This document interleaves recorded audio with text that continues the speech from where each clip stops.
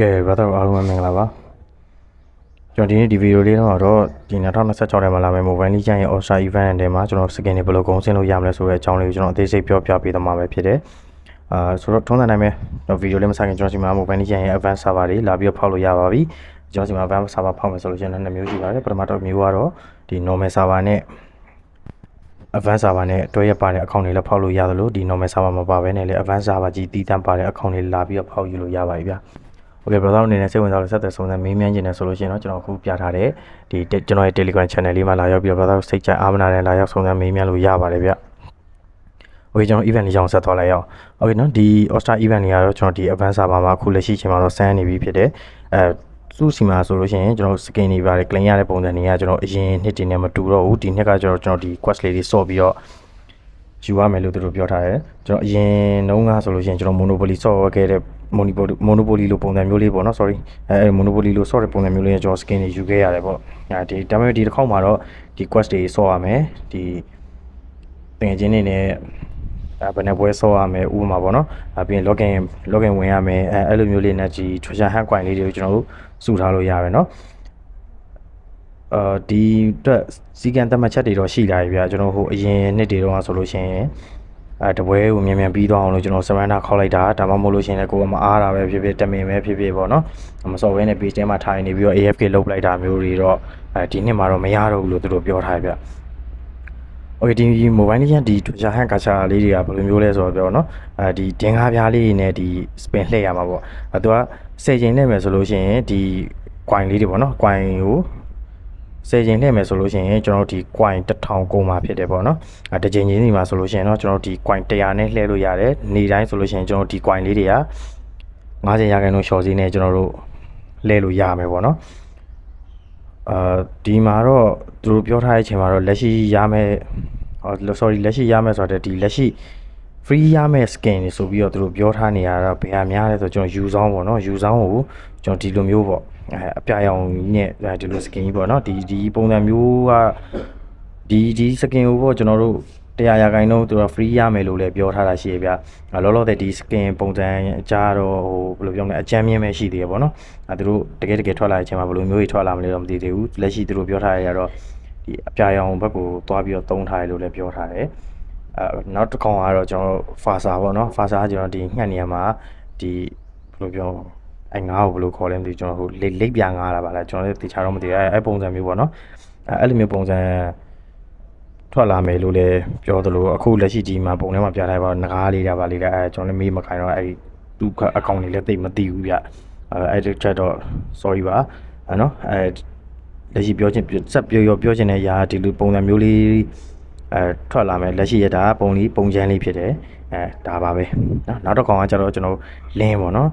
လင်းဆိုလို့ရှင်လဲကျွန်တော်အခုပြထားတဲ့အတိုင်းပဲသူ့ရဲ့ဒီ scale effect တွေရောသူ့ရဲ့ပုံစံအဝတ်စားပါညာအစားအဲ့လိုမျိုးအပြာရောင်လေးတွေနဲ့ပြောင်းသွားမယ်လို့လည်းသူတို့ပြောထားတယ်။ Okay နောက်ပြီးတော့ဒီ coin လေးတွေကိုဘယ်လိုမျိုးစုလို့ရလဲဆိုတော့ကျွန်တော်တင်းဝါနဲ့ဆိုလို့ရှိရင်ကျွန်တော်ဒီမှာ data တက်လို့ရတယ်ပေါ့နော်ဒီပွဲထဲမှာပွဲစော့နေနေ data တက်လိုက်လို့ရှိရင်ကိုယ့်ဘက်ကရှိရဲ့အကုန်လုံးပေါ့နော်ကိုယ်ပါပဲတက်ကို teammate ထဲမှာပါတဲ့ hyper ပဲတက်အကုန်လုံးဒီ9ယောက်လုံးဒီ coin နှစ်ခုစီရမယ်လို့လည်းသူတို့ပြောထားတယ်ဗျနောက်တစ်ခုကကျတော့ဒီပထမဆုံးပေါ်လာတဲ့ကျွန်တော် first lot မဟုတ်ဘဲနဲ့ second lot ကိုတက်ပြီးတော့ဒီတင်ကားတွေ sorry coin တွေပေါ့နော်ဒီ coin တွေပါတဲ့တက်တာတွေလည်းရမယ်လို့လည်းပြောထားတယ်နောက်တစ်ခုကကျွန်တော်ပါလဲဆိုတော့ဒီ tower တွေချိုးမယ် tower တစ်တိုင်းချိုးမယ်ဆိုလို့ရှိရင်ဘယ်သူပဲချိုးကိုပဲချိုးကိုရဲ့ teammate တွေကပဲချိုးတစ်တိုင်းချိုးပြီဆိုတာနဲ့တယောက်စီကို coin 5ခုစီရမယ်လို့သူတို့ပြောထားတယ်နောက်ပြီးတော့မြေပုံပေါ်မှာလည်းဒီ coin ပုံလေးတွေပါမယ်ပေါ့နော်အဲ့ဒါကိုကျွန်တော်သွားကောက်ပြီးတော့အဲ့လိုမျိုး coin လေးတွေစုလို့ရတယ်လို့ပြောတယ်ဒီချက်ကတော့ဘယ်သူတွေအတွက်အဆင်ပြေလဲဆိုရင်ကျွန်တော်ဒီကို teammate တွေ Roma အနေနဲ့ဆိုလို့ရှိရင်တော့ပို့ပြီးတော့ဒီအဆင်ပြေတယ်ပေါ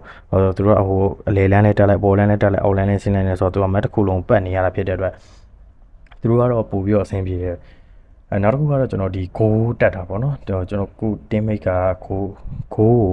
2500လောက်ထိရောက်သွားမယ်ဆိုလို့ရှိရင်လည်းကျွန်တော်ဒီ coin 5ပြားစီရမယ်လို့လည်းပြောထားတယ်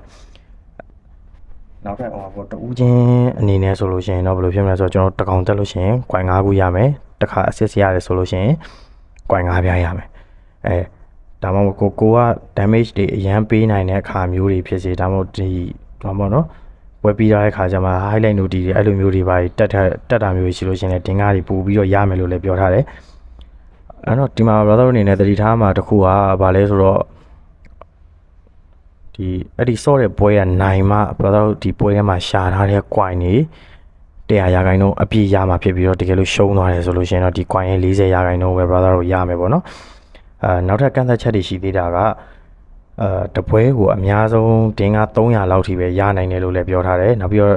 ဒီတနေ့ကိုပေါ့နော်တင်ကား sorry တင်ကားနဲ့တင်ကားတွေကြီးပဲကျွန်တော်ဆွဲနေ sorry တနေ့ကိုပေါ့နော်ဒီ coin ကိုတပွဲကိုအများဆုံး300ထိရပြီးတော့တရက်ကိုဒီ coin 1000ထိရနိုင်တယ်လို့သူတို့ပြောထားတယ်နော်ဒီ event color ထဲမှာဆိုလို့ရှိရင်တော့ဒီအချမ်းမြင်ကတော့စုစုပေါင်း coin ပေါ့14000လောက်ထိဒီဂိမ်းစော့ရင်းနေပေါ့နော်ဥပမာ classic door run တွေအဲ့လိုမျိုးတွေစော့ရင်းနေယူလို့ရတယ်လို့သူတို့ပြောတယ်ဗျစော့ရင်းနေပဲရတဲ့ coin ကကျွန်တော်တို့1000ထိရှိမယ်နောက်ထပ်အပြင်ရတဲ့ဟာတွေမပါသေးဘူးပေါ့နော်နောက်ထပ်အပြင်ရရဲဆိုတဲ့ဟာကျွန်တော်ဒီထဲမှာ quest လေးတွေစော့တာအပြင် daily login ဝင်တဲ့ဟာတွေပါမပါသေးဘူးပေါ့နော်စုစုပေါင်းကာလနော်ဒီ event ကာလသူတို့သူလာနေကြအတိုင်းပဲလာမလားဒါမှမဟုတ်လို့ရှင်ရက်တိုးပြီးလာမလား short ပြီးလာမလားတော့ကျွန်တော်တို့ဒီ normal server ရောက်လာတဲ့ခါကျမှပဲတေချာတိကျသိနိုင်မယ်ပေါ့နော်ဒါပေမဲ့လည်းဒီ event ကဒီ February လထဲမှာတော့မဟုတ်ဘူးဘယ်တော့လောက်ထိဖြစ်နိုင်လဲဆိုတော့ကျွန်တော်ထင်ပြောရမယ်ဆိုလို့ရှိရင်ဒီမေစွန်ဆို9လပိုင်း6လပိုင်းတော့ဗောနော်အဲ့လောက်မှာ server တွေကိုရောက်မယ်လို့လည်းထင်တယ်ဗျဘလို့ပဲဖြစ်ပါပဲချိန်ပဲရောက်ဘာမှလုပ်စရာမလိုဘူးဒီမှာ diamond တွေပါတယ်ကုန်စရာမလိုဘူးဗောဗျာမကုန်မင်းနဲ့ဒီပုံမှန်လေး gain လေးစော့နေုံနဲ့ပဲဒီ free scan တွေရမှာဖြစ်တဲ့အတွက်တကယ်လို့ event လာခဲ့တဲ့အချိန်ကြလို့ရှင်လည်း brother အနေနဲ့နေ့စဉ်ပုံမှန်လုပ်ဖို့တော့လိုမယ်ဗောနော်ကဲဒီနေ့ဒီဗီဒီယိုလေးကတော့ဒီလောက်ပါပဲတော့ဒီထက်ပို့ပြီးတော့သိချင်တာရှိတယ်ဆိုလို့ရှိရင်ကျွန်တော်အောက်မှာကျွန်တော်ဒီဗီဒီယိုလေးရဲ့အောက်မှာက description မှာကျွန်တော်ရဲ့ Telegram channel လေးပဲချထားပေးမယ်အဲ့ဒီမှာ brother စိတ်ကြလာပြီးတော့မေးလို့လည်းရပါတယ်ဗျကဲအားပေးကြ brother တယောက်ချင်းစီတိုင်းကိုကျေးဇူးအများကြီးတင်ပါတယ်ဗျ